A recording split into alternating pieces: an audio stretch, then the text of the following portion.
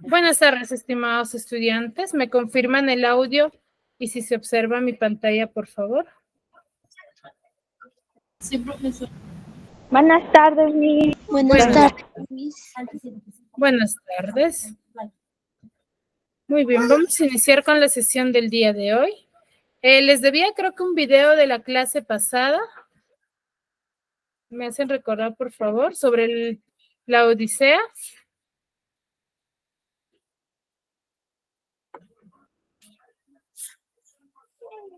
¿Me confirman, por favor?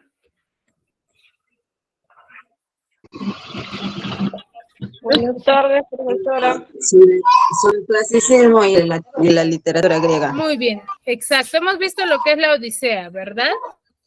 Nos faltaba Sí. ver el pequeño video sobre la Ilíada, ¿ya?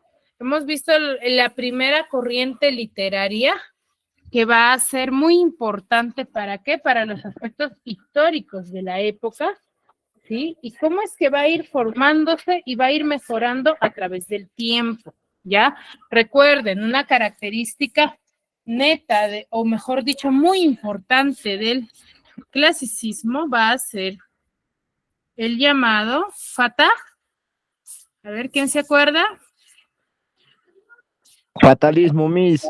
El fatalismo. ¿En qué consistía la denominación fatalista o por qué mencionábamos ello? A ver.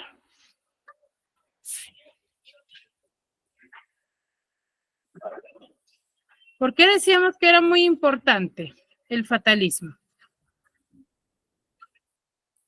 ¿O por qué es muy importante dentro del aspecto histórico de la época?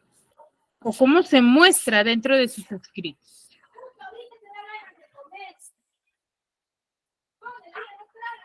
A ver. Chicos, ¿me escuchan?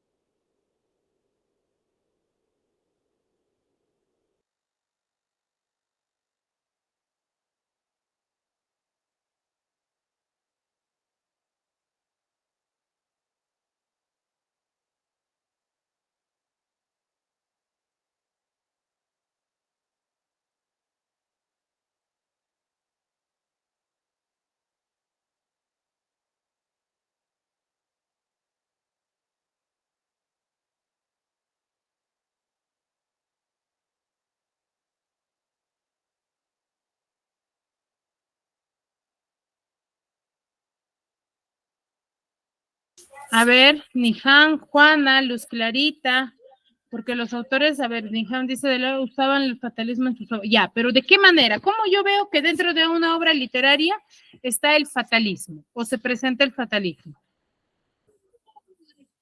Cuando hay algún tipo de desgracia, Miss. ¿Cómo?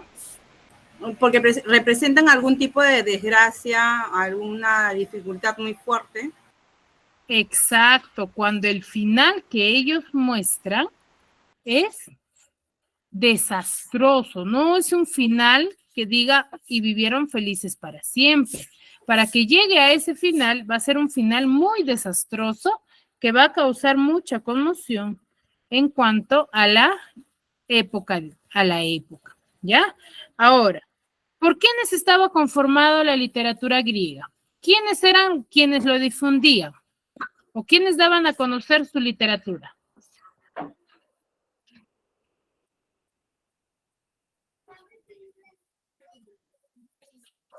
¿Los griegos? No, claro, eran griegos, pero ¿quiénes eran? ¿Quiénes eran las personas que daban a conocer el tipo de Homero, las historias? Homero es uno de ellos, pero ¿cómo se les... Ya, Homero, pero Homero es uno de ellos. ¿Cómo se le consideraba a Homero? ¿Con qué denominación? ¿O cómo se le conocía? ¿Qué función cumplía dentro de la historia Homero?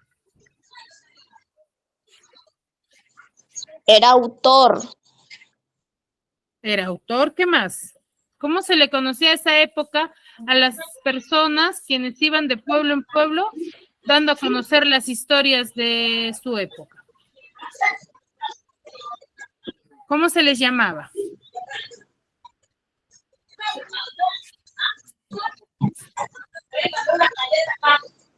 Mensajeros. Ya, mensajeros. Pero estos mensajeros, ¿cómo se les decía?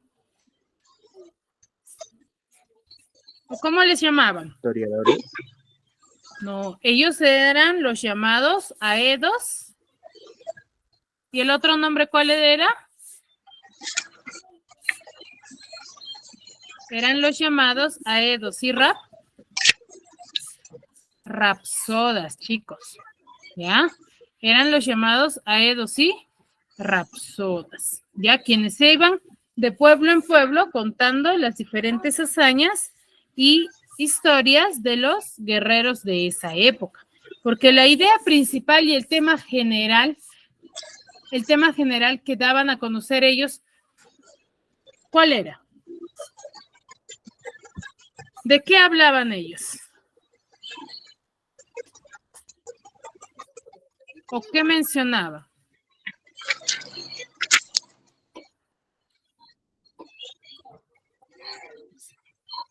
¿Qué mencionaban ellos, chicos?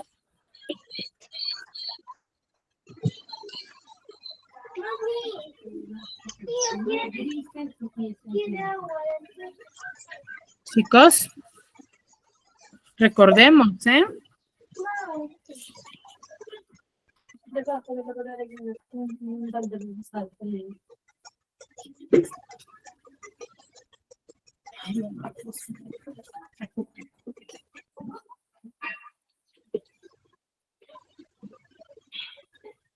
¿Nadie?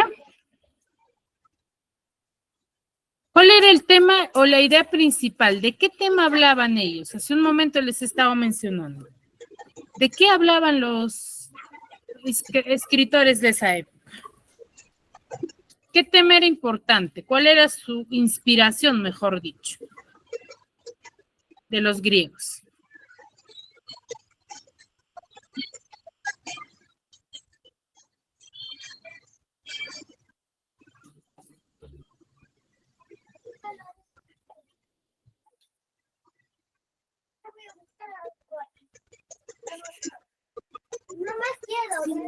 De la cultura y la arquitectura. ¿Es sobre eso? Claro, La artesanía. se va a difundir en ello.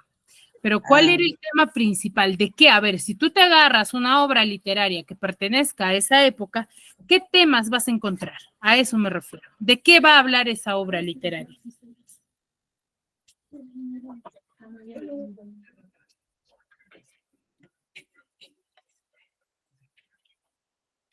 ¿De qué nos va a hablar? De su historia. Nos va a hablar de las guerras, chicos, porque recuerden que les decía que en esa época, ¿qué era lo común?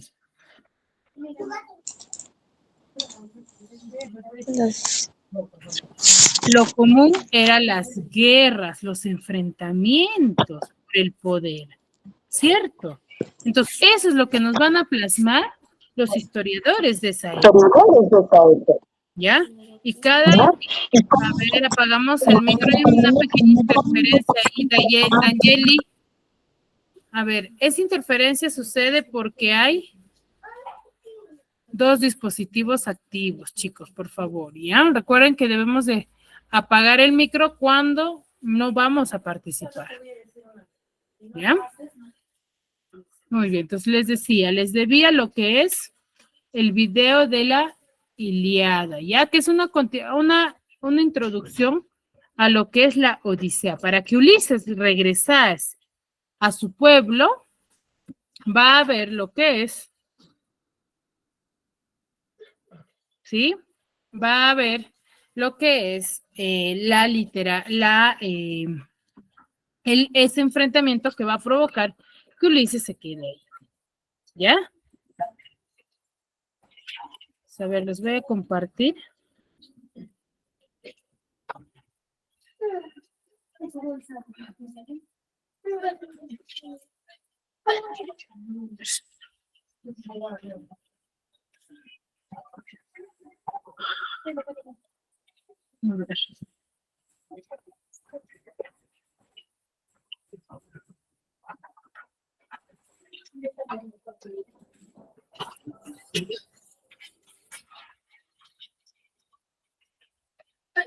Ya, me avisan por favor la pantalla, ¿ya?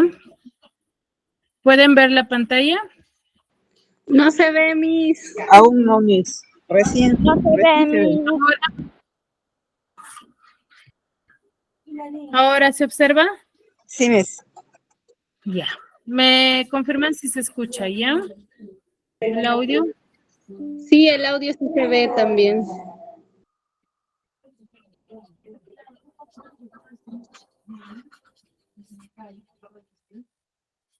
Crises, sacerdote del dios Apolo, se dirige al campamento de los griegos para solicitar al jefe de los aqueos, Agamenón, que le devuelva a su hija Criseida.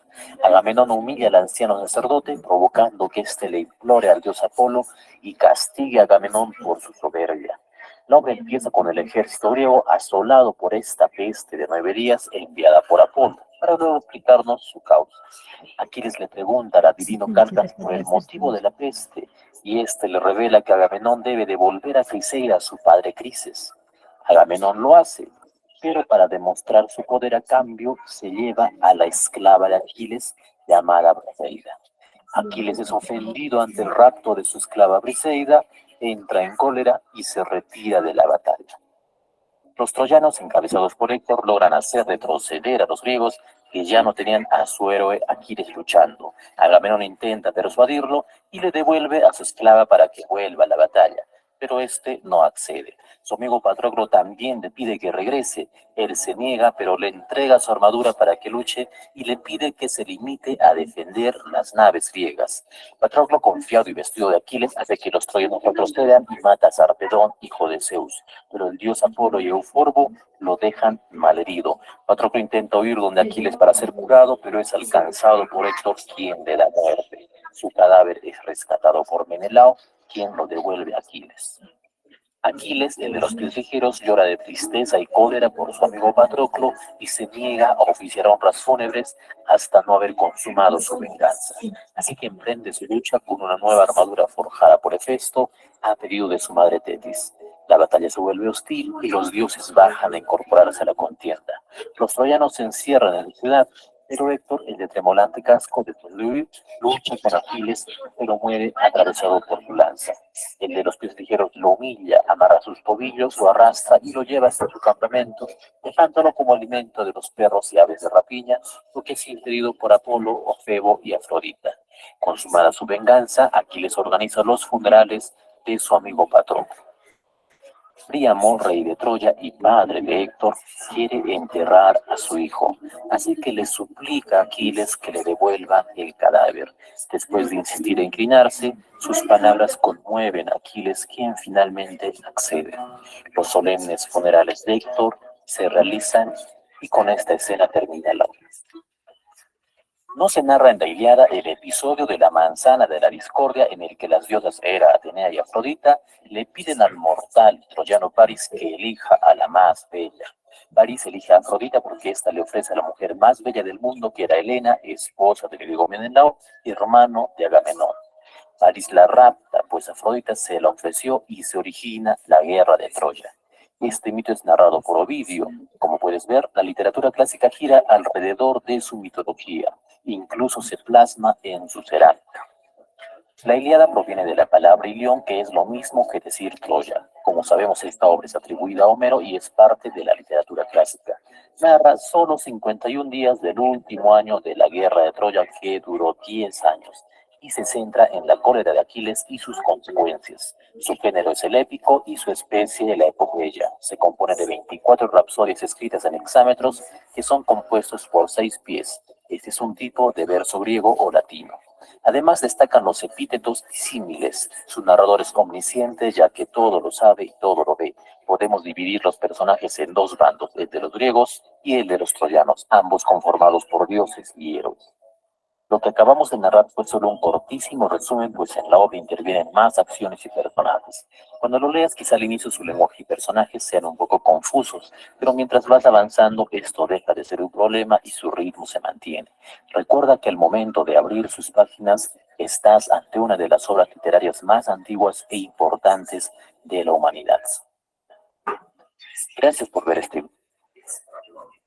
Muy bien, chicos. Entonces, De esa manera es la iniciación de la literatura griega, ¿no? Con ellos se inicia, es una de las primeras historias narradas en esa época, por los aedos y rapsodas, ¿no? Que va a tener mucho del contexto histórico de la época, ¿ya? En la historia se va a plasmar mucho lo que es el contexto histórico, ¿sí? Muy bien. Ahora, vamos a hablar, sí, en ese momento se hablaba sobre la narrativa, ¿sí?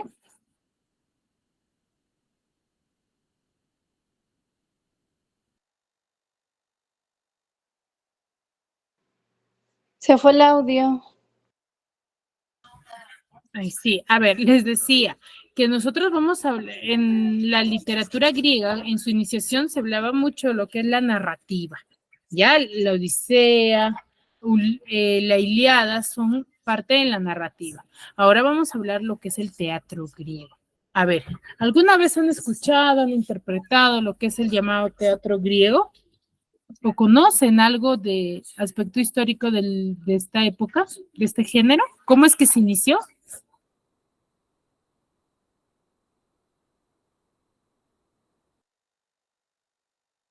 Se inició con los cantos a los dioses.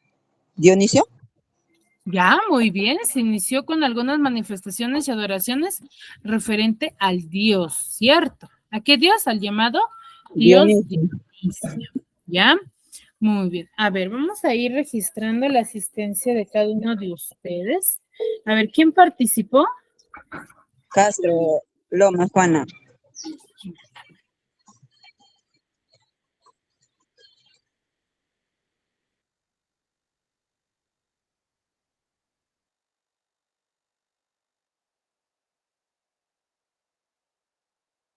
A ver, Juana.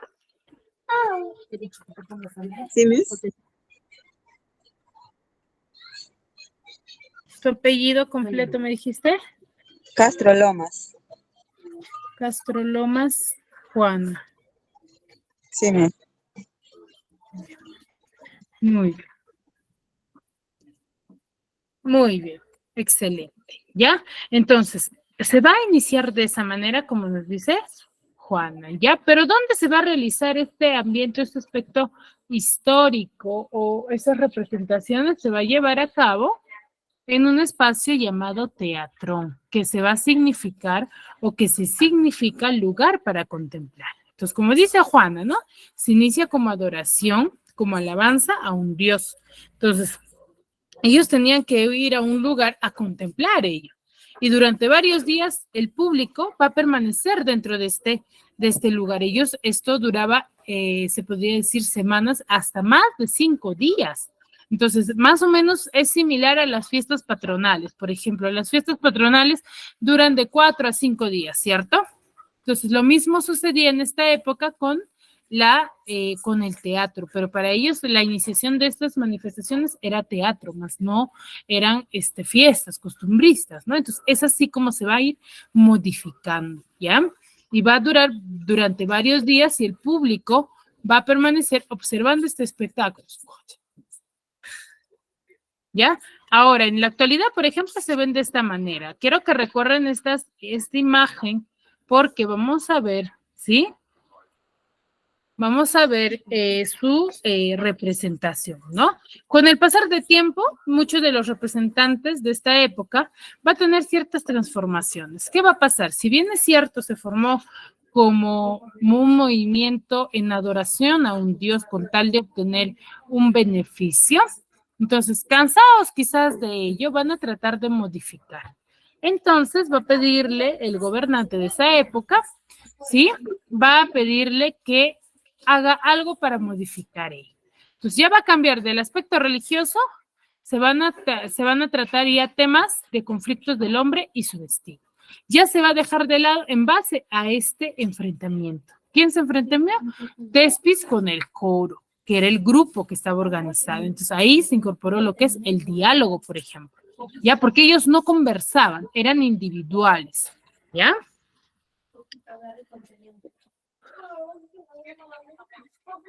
Ahora, dice, ¿de qué palabra deriva el género el género o la palabra drama se va a significar hecho representado, ¿ya? De teatro, acción más que nada. Ya es un hecho de acción que va a ser representado. Y sus orígenes va a aparecer, confundirse con breves representaciones que van a formar parte del culto a divinidades agrícolas, como les decía, ¿no? Pues ellos adoraban a ciertos dioses que le den un beneficio alguno, pero un beneficio en base a la tierra, ¿ya? Ahora, este drama griego que se va a desarrollar va a partir del ditirambo. ¿Qué es un ditirambo? Es un himno dórico en honor al dios Dionisio. Por eso es que deriva la palabra ditirambo también, ¿no? Que va a derivar se abrevia con el vago, ¿ya? ¿Qué contenía el ditirambo? El ditirambo va a contener una narración de episodios, ¿ya? De episodios en las cuales van a estar relacionados con la vida de Dionisio, ya que estas alabanzas eran en honor a este dios, ¿sí? Ahora, estos también ditirambos son entonados en las fiestas de Ática, donde va a nacer la tragedia, y va a estar compuesta por tragos y ode. ¿Qué significa qué cosa? Tragos, macho cabrío, y ode, canción de macho cabrío, ¿cierto? Entonces, son diversas definiciones que nosotros le vamos a dar a lo que es el teatro griego, ¿ya? ¿Y cómo es que se inició, no? En honor a este dios Dionisio, que era el dios del vino, ¿no? El llamado dios del vino, que va a traer ciertos beneficios, o creían ellos, los griegos, que traía ciertos beneficios en base a estos alabanzas que ellos realizaban, ¿ya? Hasta ahí, ¿alguna consulta, alguna duda? Está bien, Miss.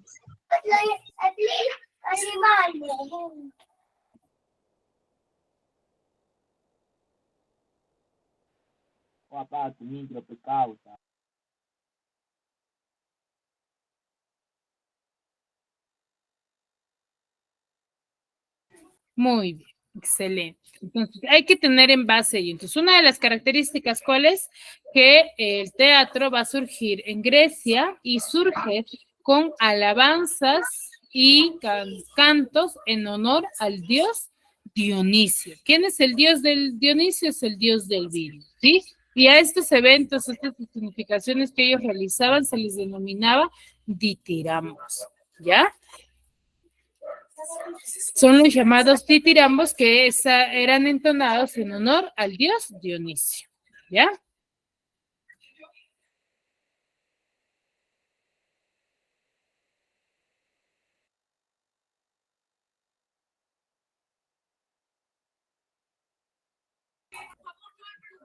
Eso hay que anotar, ¿ya?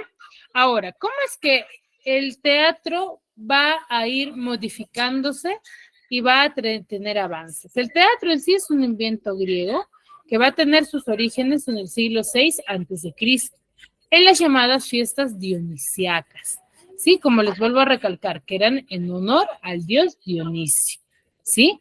Ahora, ¿dónde se realizaban estas fiestas? Se realizaban alrededor de las ciudades en la segunda semana de marzo y en las afueras, ¿sí? Las dionisacas eran los llamados las dionisiacas de los campos, ¿sí? Hasta septiembre, durante 5 días. Ahora, el primero era dedicado a la procesión, ¿no?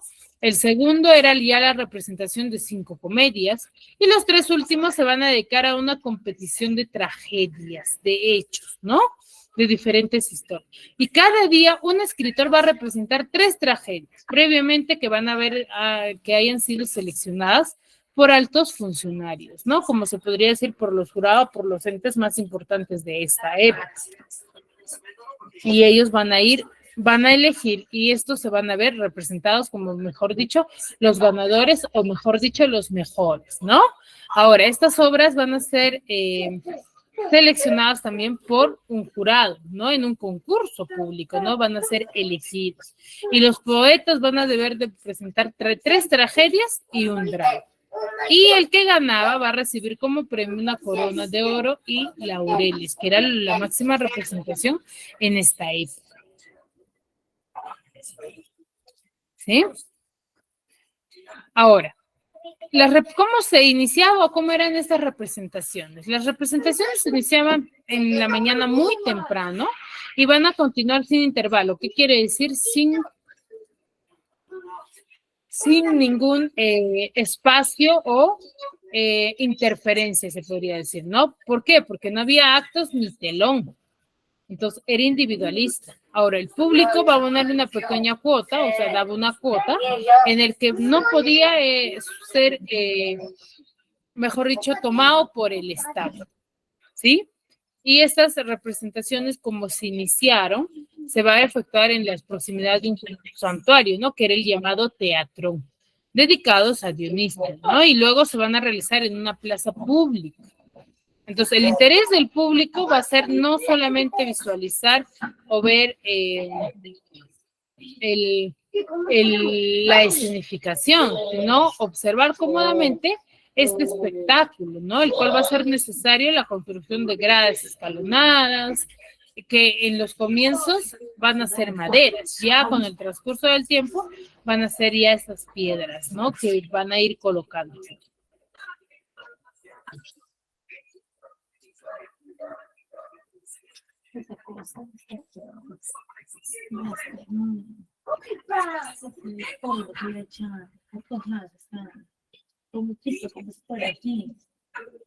Ahora, en el siglo IV antes de Cristo, ¿sí?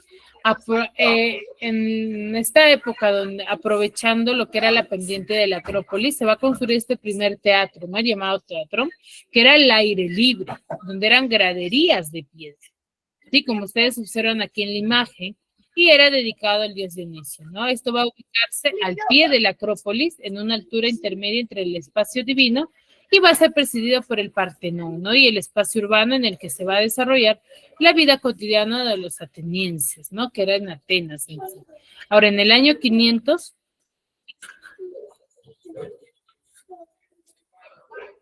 antes de Cristo, se va a edificar en Atenas el teatrón, el llamado teatrón, que era la imagen que yo les mostré hace un momento, ¿no? Que era este, por ejemplo. Ustedes lo ven mucho más claro acá.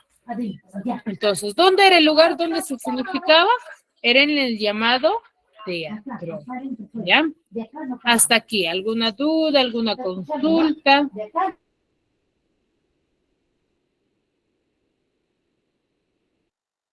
Estamos entendiendo, Miss. Todo claro, Miss. Todo claro, Miss.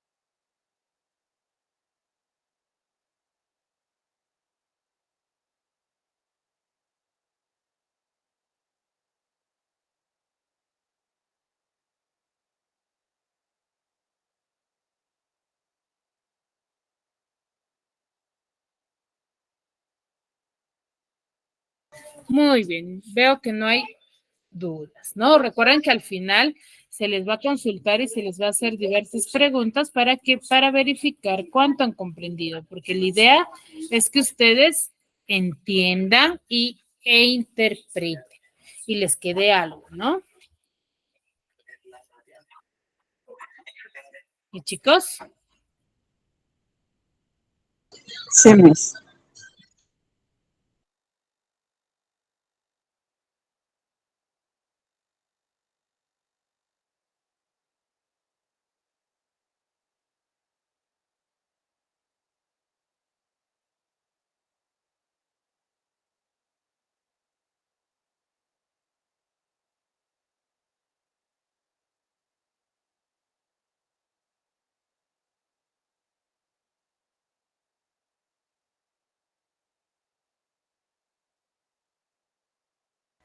Muy bien, ¿ya? Entonces, ¿cómo era este teatro o por qué se desempeñaba en estos lugares? Era en el aire libre, ¿no? Donde todos podían observar y gran cantidad de gente podía asistir. y va a estar constituido por un semicírculo, como ustedes observan acá, de gradas en las que se van a tomar asiento los espectadores, el llamado público, ¿no? O también se le denomina la cavea, frente al cual se van a hallar dispuestos a un espacio circular, que era la orchestra, ¿no? Se le denominaba acá, ¿en donde qué?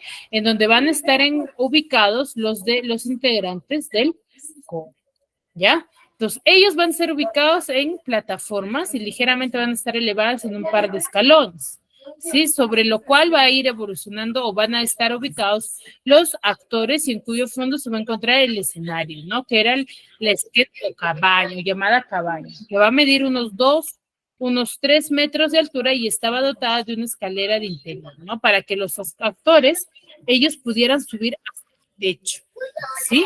Y van a ser utilizados también como camerino para el cambio de trajes de los actores, que no era muy exagerado, no era muy llamativo, ya que solamente usaban túnicas y coturas, ¿ya? Este va a tener 3 puertas, una central que se va a abrir para sacar de ella una plataforma giratoria, a la cual se le va a hacer llamada enquiclema, ¿ya?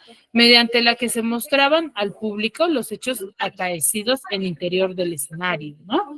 Y 2 puertas laterales que van a representar la ciudad, la puerta derecha, y el campo, la puerta izquierda, como ustedes observan en la imagen, ¿ya? Ahora, ¿cómo estaba estructurada la tragedia? O lo primordial o lo que se daba a conocer en esta primera época era la tragedia.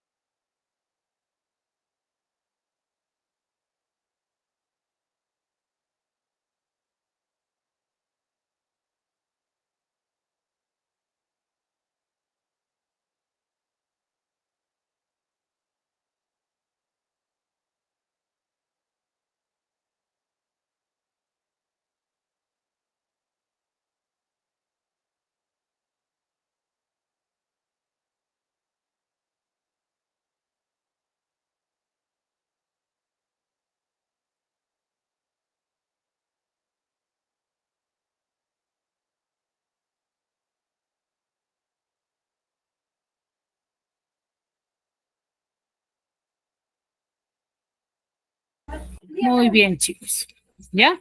Entonces, ¿han podido percatarse de la estructura de la tragedia? Por ejemplo, acá vamos a ver cómo es que estaba estructurada la tragedia, ¿no? ¿Qué partes va a contener, mejor dicho?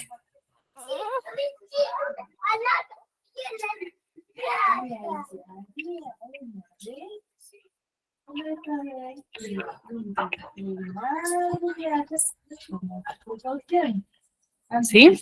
A ver, tenemos esta estructura que va a estar conformada por trilogías, por el diálogo y por los actores y el asunto, ¿ya? ¿Qué va a ser la trilogía o a qué llamamos trilogía?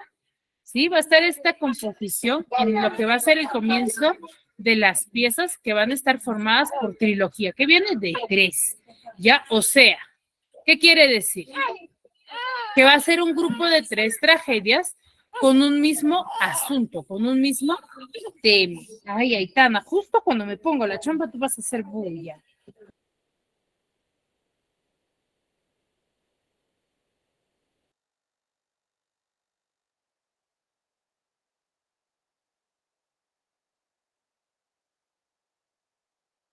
Chicos, disculpen. Les decía, a ver, trilogía, va a estar conformada por la trilogía, que era un conjunto de 3, ¿qué les decía? Un conjunto de 3 tragedias, que va a estar conformado, pero no que eran tragedias distintas, sino que van a ser conformadas historias por del mismo tema, ¿ya? Del cual se va a conversar sobre la Orestiada de Esquilo. Por ejemplo, se conserva, ¿no? O mejor dicho, se da a conocer sobre ello. Alexis, ¿levantaste la mano?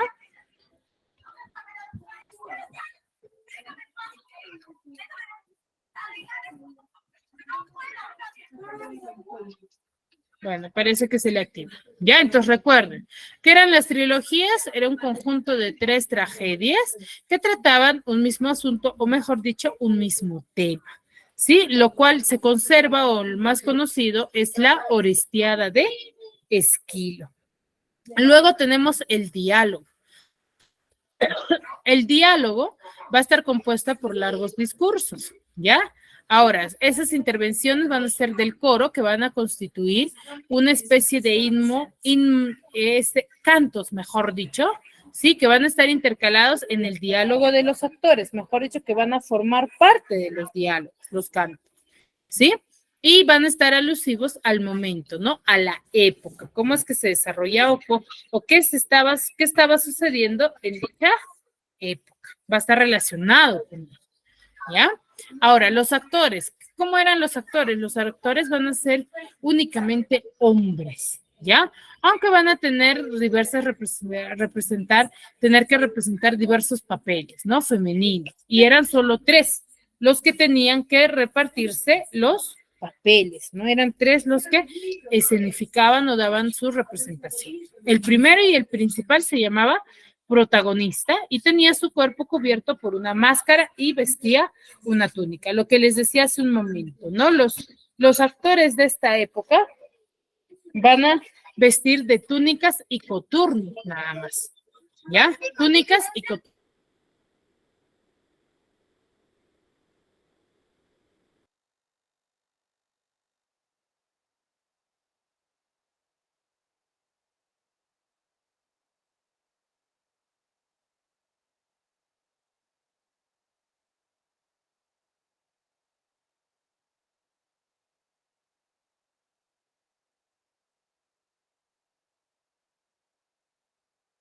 ¿Sí? Entonces, los hombres o los actores de esta época van a ser vestidos con túnicas y coturnos. ¿Ustedes conocen a qué llamamos túnicas y coturnos? A ver, ¿quién me podría manifestar?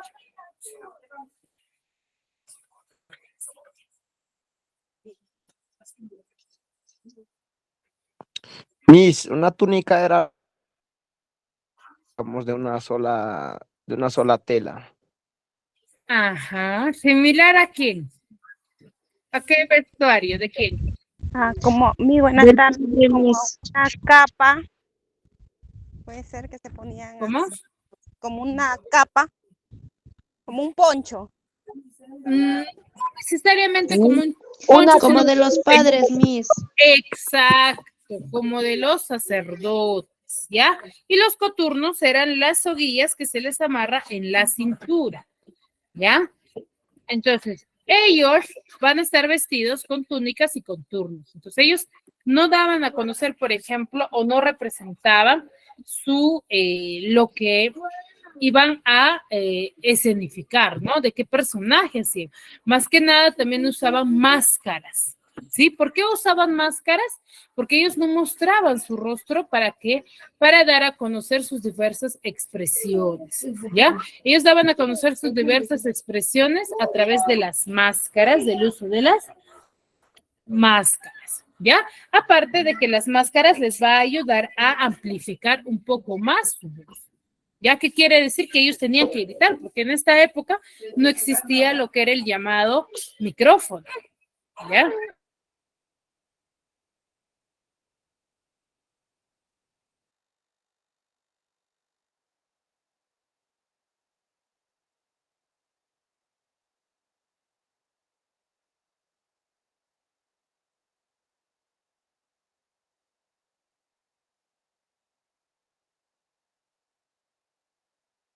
Ahora, ¿cuál era el asunto? El asunto que ellos planteaban dentro de sus historias era netamente nacional, que van a estar sacadas de los hechos históricos, ya leyendas heroicas que ellos tenían ya en esa época, ¿ya? Por ejemplo, la Odisea, la Ilíada se van a llegar ya a escenificar en esta época, ¿sí?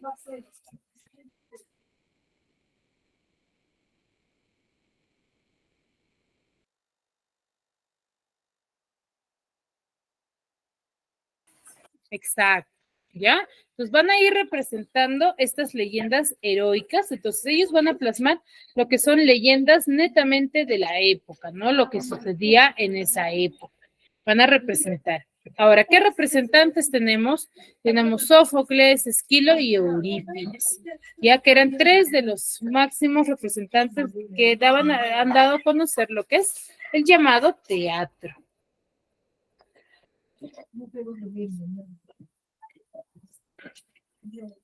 Ahora, dice, ¿cómo estaban compuestas las obras trágicas? ¿Ya? Estos van a estar compuestas por escrito, lo cual va a permitir, ¿qué cosa? La corrección de las mismas.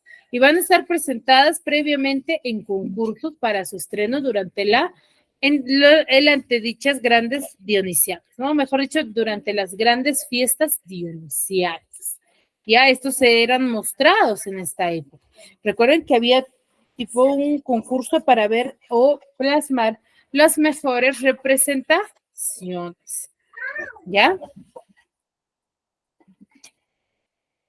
Ahora, uno de los grandes representantes es el llamado Esquilo, ¿no? Del año 525 al año 456 antes de Cristo. Él va a ser considerado el padre de la tragedia y va a introducir un segundo actor dentro de su historia, dentro de las historias que él va a plasmar. ¿Sí? El cual con él va a reducir la gran extensión de las partes orales, o mejor dicho, más habladas, y va a facilitar el diálogo dramático, ¿no? Sus argumentos se van a inspirar en las epopeyas y modestamente va a llamar a sus trabajos migajas de la gran comedia de Homero, ¿sí? Él en sí, Sófocles, es un poeta muy religioso y desde ese aspecto va a contemplar lo que es la vida humana y el universo, ¿no? Desde el aspecto religioso. Y va a estar dotado de gran talento, en el cual va a ser un buen patriota que no va a olvidar su participación en los combates de la maratón y de Salamina, ¿sí? De las 90 obras que él ha escrito, solo van a quedar 7 tragedias, que son los persas, Prometeo encadenado, las suplicantes, los 7 contra Tebas y la Orestiada, que va a estar dividida en 3 dramas, Agamenón, las Cóferas y las Eumínides. ¿Sí? Entonces, son muy pocas las representaciones que van a ir destacando en la época, ¿no? Y que van a ir perdiéndose a través del tiempo por la misma deficiencia que va a tener por la difusión. ¿Sí? Hasta aquí alguna consulta, ¿qué les parece? Las características que tiene cada una de estas obras y cómo es que va a ir evolucionando a través del tiempo.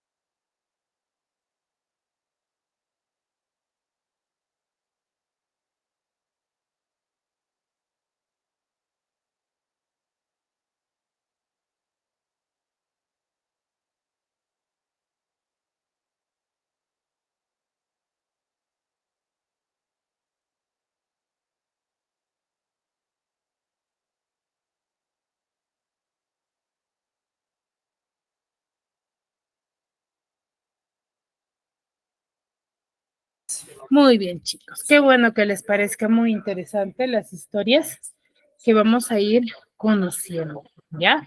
Entonces, ahora, Edipo Rey es una obra escrita por Sófocles, ¿sí? Que nace en Colona y Sófocles va a ser hijo de Sófilo, un acomodado fabricante de armaduras.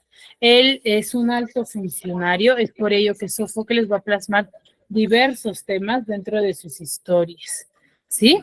Y él va a sentir una inclinación por el teatro y va a acudir como corifeo en las obras de teatro de Esquilo.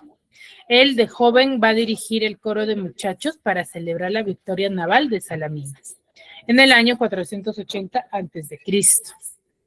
Y en el año 441 a.C., él va a ser derrotado por Eurípides, ¿ya? Por Eurípides, en un concurso de dramáticos que se va a celebrar en Atenas, ¿no? En sí, la cuna del teatro es Atenas, ¿ya? Pero a partir del año 468 a.C. va a ganar el primer premio y de ahí, en 2 ocasiones más, gana diversos premios que van a hacerlo reconocido a través del tiempo, ¿ya? Ahora, Sófocles va a ser quien va a introducir en la escena un tercer actor. Recuerden que el anterior es solamente con 2 actores y va a relegar el coro a un segundo plano. Y con él va a adquirirse lo que es la intriga y va a adquirir mayor complejidad, perfeccionando la técnica dramática, ¿sí? Y va a ser el primero que va a abandonar la trilogía, ¿no? Recuerden la trilogía de 3, ¿sí? Tragedias del mismo tema. Y va a desempeñar importantes cargos públicos y va a ser muy estimado por los atenienses. Gran belleza van a poseer sus diálogos en los que va a intercalar algunas veces las pinceladas cómicas. Él en sí va a escribir 123 tragedias, de las que vamos a conocer Edipo Rey, Electra, Ajax, Antígona, Edipo en Colona, y las Traquinianas y Filoctetes. Hizo más movida la acción escénica, ¿ya? Y Eurípides es otro de los representantes del teatro, quien va a mantener la amistad con los filósofos, que son Anaxágoras y Sócrates, y va a profundizar lo que es el aspecto realista. ¿Sí? Sus obras se van a caracterizar por ser muy complicados y va a estar lleno de enredos, ¿sí? Creando verdaderos dramas de intriga, ¿no? Va a estar lleno de ellos. Él va a tener más de 88 obras que va a escribir y va a llegar a nosotros 18, ¿no? Las principales van a ser Alcestes, Medea, Cuba, Andromaca y Ifigenia, ¿no? Que son las más representadas. Chicos, vamos a conocer lo que es el llamado Edipo Rey, ¿ya?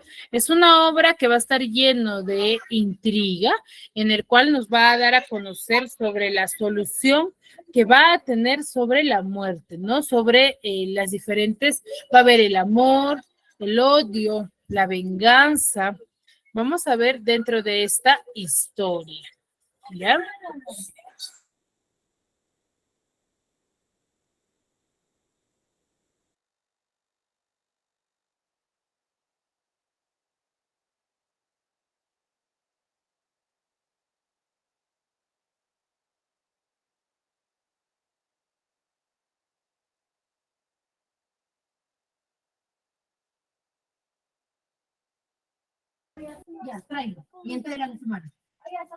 Ya. Edipo es un personaje de la Grecia clásica. Fue rey de Tebas, una ciudad situada a unos 50 kilómetros de Atenas, que en la antigüedad era la capital de la región. Su historia fue recogida por varios autores clásicos, aunque la versión más conocida fue la que escribió el poeta trágico Sófocles en su Edipo Rey, hacia el año 430 a.C. La leyenda comienza con su padre Layo, el rey de Tebas en aquella época. El monarca no conseguía tener un hijo con su esposa Yocasta, a pesar de intentarlo durante varios años. Desesperado, acudió al oráculo de Delfos, un templo sagrado de consulta a los dioses, buscando una solución. En vez de eso, se encontró con una profecía terrible que decía que su hijo algún día mataría a su padre y se casaría con su madre.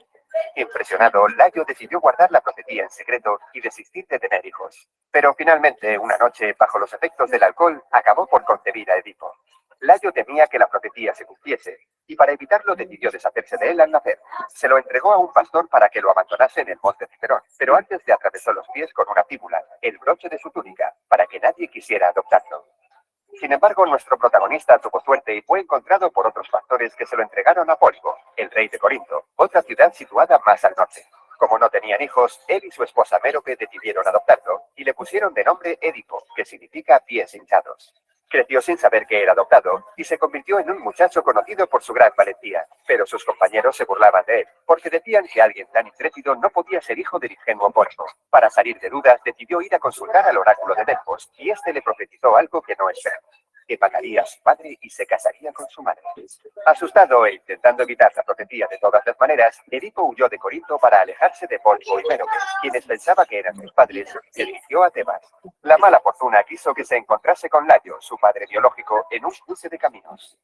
Su heraldo le ordenó que les cediese el paso, pero Edipo se negó y en represalia mataron a uno de sus caballos. Esto enfadó mucho a Edipo, que terminó asesinando al heraldo y al propio Layo, sin llegar a saber que se trataba del rey de Tebas y su propio padre. Continuó su camino y al llegar al monte Pitio se encontró con la Esfinge. Este ser con rostro de mujer, cuerpo de león y alas de ave había sido enviado por los dioses para atormentar a la población de Tebas. Destruía las cosechas y a todo el que se encontraba le planteaba un acertijo, y si no lo acertaban, encontraban la muerte. Nadie era capaz de resolverlo, pero cuando se encontró a Edipo le preguntó: ¿cuál es la única criatura que al amanecer anda a 4 patas, al mediodía anda a 2 y al caer la tarde anda a 3? Y este le contestó que el ser humano, porque en su infancia gatea con sus manos y rodillas, cuando es un adulto camina con 2 pies, y en el anochecer de su vida, cuando se convierte en un anciano, utiliza un bastón, lo que equivale a caminar con 3 pies. La Esfinge enloqueció de ira y se arrojó desde lo alto del monte. Edipo fue recibido como un salvador en Tebas. Como premio fue nombrado nuevo rey y se casó con Yocasta, viuda de Layo y su verdadera madre. Con ella tuvo 4 hijos: Polínices, Eteocles, Idmene y Antígona. Al poco tiempo, una terrible epidemia de peste asoló la ciudad. Para saber la causa de este castigo de los dioses, Edipo consultó una vez más al oráculo de Delfos, que le dijo que la plaga continuaría hasta que fuese encontrado y condenado el asesino del anterior rey de Tebas, Layo. A partir de entonces, Edipo comenzó una ardua investigación y removió cielo y tierra para encontrar al asesino del anterior monarca. Finalmente, gracias a la ayuda de Tiresias, un adivino ciego, descubrió la amarga verdad y con ella su propio origen. No solo había matado a su padre, el rey de Tebas, sino que se había casado con su propia madre. Cuando Yocasta se enteró, abrumada por la vergüenza, se quitó la vida. Ante su cadáver, Edipo cogió uno de los broches de su vestido y se arrancó los ojos con él. Y como penitencia, decidió exiliarse de Tebas, solo permitiendo que lo acompañase su hija Antígona para ayudarle. Vagó sin rumbo como un mendigo hasta que Teseo, el mítico héroe que venció al Minotauro, le acogió en Colono, donde murió tiempo después. Como muchas de las historias de la Grecia clásica, el mérito de la leyenda de Edipo está en el gran simbolismo que encierra. Tanto es así que más de 20 siglos después sirve como perfecta representación de una de las teorías psicoanalíticas más conocidas y mencionadas de nuestra época. Muy bien, ¿qué les pareció la historia, chicos? Interesante, ¿cierto? Nos da a conocer las diferentes temáticas que va a ir a dar dentro de esta época. ¿Ya? Se dan cuenta que aquí hay una diversidad de temas como el amor, la venganza, ¿cierto? Eliana Capia Mamani, ya muy bien. Eliana Capia Mamani, ¿no? Eliana Capia Mamani. Muy bien. Mira, Jeremy Barriga. Todos están con sus nombres acá, con sus nombres verdaderos, ¿verdad? Sí, Miss. Muy bien, chicos, ha sido un gusto trabajar el día de hoy con ustedes. Nos vemos la siguiente clase. Cuídense mucho. Gracias, Miss. Una clase.